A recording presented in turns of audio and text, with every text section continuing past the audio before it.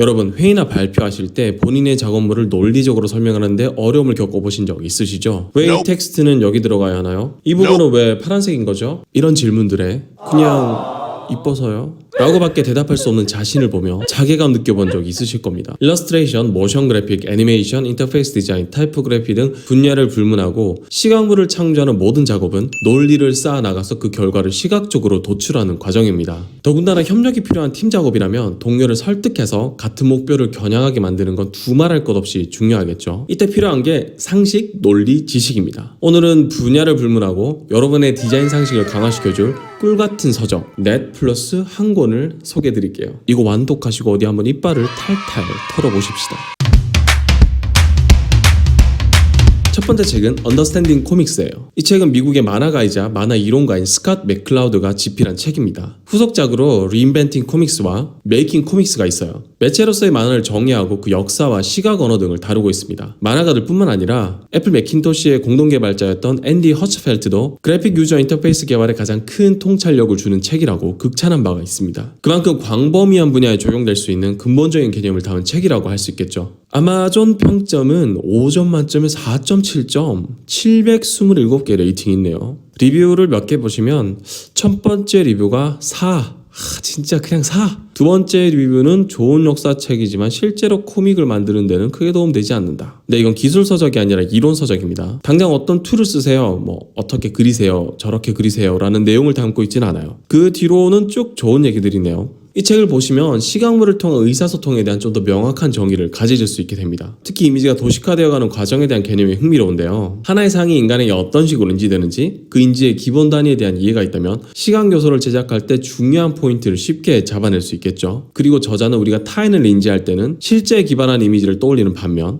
우리 스스로는 단순화된 추상적 이미지로 인지를 한다고 합니다. 책에 나온 예시는 우리가 미소를 지을 때 우리는 당겨진 광대, 입의 느낌, 눈에서 느껴지는 근육의 압력 등을 통해서 우리가 웃는 추상적 느낌을 인지하지 스스로를 사진처럼 떠올리진 않잖아요. 그래서 단순화된 만화 캐릭터가 현실감 있는 배경을 바탕으로 등장하면 좀 더 쉽게 그 상황에 몰입하게 된다고 합니다. 캐릭터가 우리의 의식을 담는 그릇이 되는 거죠. 그 외에도 실사, 언어, 도식화된 시각 언어에 대한 더 빅 트라이앵글이나 우리가 특정 미디어 포맷 안에서 컨텐츠를 어떻게 인지하는지에 대한 내용도 흥미롭고요. 출판된 지 꽤 시간이 흘렀음에도 불구하고 시각 미디어를 어떻게 이해해야 할지에 대한 좋은 인사이트를 주는 데다가 만화로 번역까지 되어 있으니 꼭 한번 읽어보시길 바랍니다. 두 번째 책은 더 애니메이터스 서바이벌 키트예요. 100여 차례 이상 국제영화제에서 수상한 경력이 있는 리차드 윌리엄스 님이 40년의 노하우를 담아 쓴 책입니다. 식당으로 치면 40년 전통 국밥 맛집 할머니가 레시피 책을 낸 거나 마찬가지예요. 아주 주옥 같은 책이죠. 이건 사실 애니메이터들 사이에서는 그냥 기본적으로 읽어야 하는 바이블입니다. 집필하시는 분뿐만 아니라 책에 간간히 등장하는 인물들도 켄 해리스, 밀트 칼, 프랭크 토머스 같은 워너브로스나 디즈니의 초창기를 이끌었던 거장들이에요. 그래서 애니메이션 법칙들 뿐만 아니라 이 거장들의 일화들 또한 간간히 섞여 있어서 재밌게 술술 읽을 수 있습니다. 자, 그럼 아마존 평점을 살펴볼까요? 이야, 5점 만점에 4.8점, 레이팅도 1500개가 넘어가네요. 리뷰를 보시면 첫 번째 리뷰는 별 2개입니다. 컴퓨터 그래픽이랑 게임에 대한 내용이 없어. 12살 아들한테 어떻게 4페이지 동안 늙은 여자가 가슴을 다 내놓고 움직이는 책을 선물할 수 있어.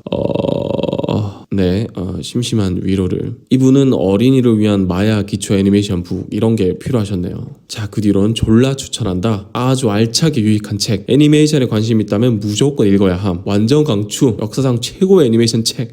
그냥 아주 극찬일색이네요. 다 오르신 말씀입니다. 이건 제가 그 무거운 이민 가방에 넣어서 캐나다며 핀란드며 올 때 항상 지니고 다닐 정도로 좋은 책입니다. 이건 예제도 정말 많고요. 이미 20년이 된 책임에도 불구하고 여기 예제를 그대로 따라 만들어도 될 만큼 수준이 높아요. 솔직하게 말하면 좀 기분 나쁘게 생각하실 분들도 있겠지만 여기 나오는 책보다 훨씬 수준에 못 미치는 애니메이션이 대부분입니다. 아직도. 그리고 이 책을 보시면 캐릭터로 움직이는 방식뿐만 아니라 모션 그 자체에 대한 이해를 도울 수 있는 내용도 굉장히 많습니다. 어떤 식으로 움직일 때 이런 느낌을 준다. 물체가 어떻게 충돌해야 시각적 피드백을 극대화해 줄 수 있다. 이런 내용들이요. 게다가 감사하게도 한글 번역판까지 있으니 꼭 보시길 바랍니다. 자, 세 번째는 디테일링 타이포그래피입니다. 요스트 호철이? 이거 어떻게 읽어야 되는 거야? 되게 유명한 스위스 그래픽 디자이너라고 하시는데 성함이 좀 낯서네요.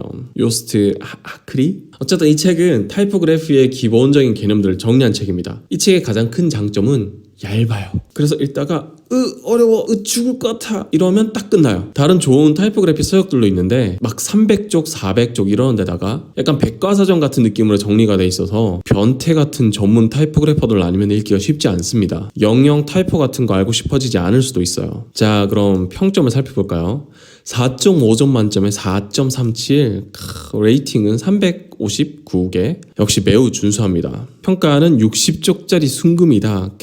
이 형님이 언어로 맛을 좀 부리시네. 그리고 다음은 그 뒤로는 쭉 호평 일색입니다. 제가 특히 게임업계에 있다 보니까 UI 디자인 하시는 분들을 보면서 아쉬웠던 게 많은 분들이 회화적 베이스는 탄탄한데 이런 타이포그래피에 대한 이해는 없는 경우가 많더라고요. 시각 디자인을 전공하신 분들에게는 이 책의 내용들이 너무 상식적인 것들이겠지만 타이포그래피를 공부하지 않은 분들에게는 기본적인 개념을 잡는데 큰 도움이 될 거예요. 몇 개만 소개해 드리자면 문자를 인지할 때 각 부분이 어떤 식으로 기능하는지에 대한 내용이나 시각 디자인에서 가장 기본적인 개념들 중에 하나인 시각 보정에 대한 내용도 있고요. 이나 X의 센터 위치나 원과 사각형의 크기 이런 것들은 이미 유명하죠. 그리고 글을 인지하는 데 있어서 화이트 스페이스의 역할 같은 것도 다루고 시각적 위기에 대한 내용이나 자간, 행간에 대한 기본 개념도 잡아줍니다. 꼭 UI 디자인을 하지 않으시더라도 시각 보정이나 비주얼 하이어라키 같은 건 다양한 분야에 적용되는 개념이니까 한번 읽어보시면 많은 분들께 도움될 거라고 생각해요. 마지막은 엘레멘탈 매직입니다. 디즈니에서 시각효과 부문의 최고 책임자로 계셨던 30+ 년차 이펙트 애니메이터 조셉 길랜드님이 집필하신 책이에요. 이것 역시 제가 안고 다니는 책 중에 하나입니다.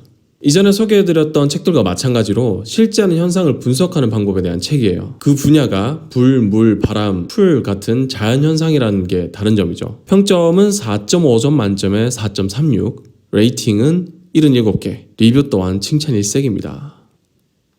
이 책은 특히 기술서적이 대부분인 특수효과 부분에는 가뭄의 단비 같은 책이에요. 각 물질별로 어떤 식으로 리듬감을 주는지, 형태는 어떻게 다듬어야 흥미롭게 보이는지, 왜 이런 현상이 나타나는지에 대한 간단한 과학적 분석까지 포함된 아주 글자 토시 하나하나까지 빼먹을 게 없는 좋은 책입니다. 물론 이렇게 맵프레임을 그려내는 애니메이션을 하는 분야는 한정적이겠지만 원리를 이해하면 각자 처하신 상황에 맞춰서 응용할 수 있겠죠. 저는 게임 아트뿐만 아니라 모션 그래픽이나 일러스트레이션을 그릴 때도 많은 참고를 하고 있습니다. 자, 그리고 이건 필수 서적은 아니지만 내 뇌가 너무 순수한 것 같다, 괴롭혀서 주름을 좀 만들어주고 싶다 하는 분들을 위해 추천드립니다. 기호학적으로 읽는 시각 디자인이라는 이름의 책인데요. 기호학 자체는 그래픽 디자인의 분야라고 정의하기는 힘들고 철학에 가깝다고 보시면 될 것 같아요. 상징이나 도상이 어떻게 인간에게 인지되는지 그 근본적인 관계에 대한 내용입니다. 내용은 많이 어려워서 저도 잘 모르는데요. 그냥 왠지 아는 척 할 때 좋더라고요. 막 남들 보면 인문학적으로 봤을 때, 사회학적으로 봤을 때, 과학적으로 봤을 때 이런 얘기 하는데 우리는 할 게 없잖아요. 어도비적으로 봤을 때, 그럴 때 이제 기호학적 관점에서 봤을 때 이 아이콘은 시그니피에 기의를 잘 전달하지 못하는 것 같아. 이러면 이제 그냥 허세와 만족감을 얻고 동료를 잃는 거죠. 네, 저렇게 쓰지 마시고요. 현실 세계에서 발생하는 현상에서의 기호들이 가지는 표의와 함의에 대해서 고민해 볼 수 있게 해주는 책이니 한번 읽어보시길 추천합니다. 여기까지 대부분 기술서적이 아닌 이론서적들을 소개해 드렸는데요. 저도 기술서적 읽는 거 되게 좋아하지만 연차가 쌓일수록 알게 되는 게 기술은 생각보다 중요하지 않다는 거거든요. 그리고 오늘 소개해드린 책들의 저자들 보면 세계적인 프로젝트에서 20년, 30년 넘게 일한 분들이잖아요. 습관이 이론이 되고 또 그 이론이 남들에게 설명할 수 있는 수준이 되려면 굉장히 오랜 시간이 필요해요. 저도 아직 기술만 가진 평민이라 그 경지에 오르기까지 얼마나 걸릴지 가늠도 안 되긴 하지만요. 어쨌든 그렇다 보니 이런 서적들 중에 거장이 집필한 주옥 같은 책들이 많습니다. 또 기술은 트렌드에 따라서 뜨고 질 수도 있고 업무 환경에 따라 바뀔 수도 있잖아요. 저만 해도 벌써 5번째 엔진이 바뀌고 있는데요. 만약 기술에 집중을 했다면 운신의 폭이 그만큼 줄어들어서 제가 세운 목표들을 달성하지 못했겠죠. 그리고 이 이론이 탄탄하면 처음에 말씀드렸던 시각물 도출을 위한 논리 설계에도 아주 큰 도움이 됩니다. 오늘 소개해드린 책들이 도움이 될 것 같으시다면 좋아요와 구독 잊지 마시고요. 오늘은 여기서 마치도록 하겠습니다. 그럼 다음 영상에서 만나요. 빠잉.